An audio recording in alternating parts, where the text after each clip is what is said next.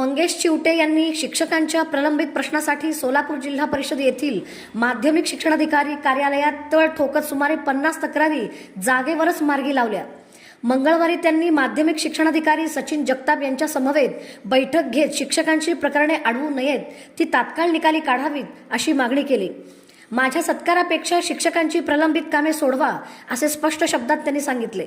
यावर जगताप यांनी सकारात्मक प्रतिसाद देत कामे लवकरच पूर्ण करण्याचे आश्वासन दिले।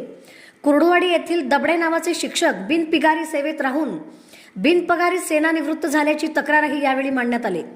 याबाबत उपसंचालक गणपतराव मोरे यांच्याशी दूरध्वनीवरून चर्चा करण्यात आली असून संबंधित शिक्षकांना तात्काळ वैयक्तिक मान्यता देण्याचे आश्वासन देण्यात आले। दरम्यान प्राथमिक शिक्षण विभागातील शिक्षणाधिकारी कादर शेख यांनी खासगी प्राथमिक शिक्षकांच्या मान्यताबाबत नियमानुसारच निर्णय घेतले जातील असे त्यांनी सांगितले। या संपूर्ण घडामोडीमुळे शिक्षकांच्या प्रश्नाकडे प्रशासनाने तातडीने लक्ष द्यावे अशी अपेक्षा व्यक्त केली जात आहे। आमने सामने आपण बघितलं असेल, पत्रकार बांधव त्या ठिकाणी उपस्थित होते, शिष्टमंडळ सगळं उपस्थित होतं आणि एक कशा पद्धतीने आपण त्यांना विनंती केलेली आहे ते पण आपण पाहिलेलं आहे।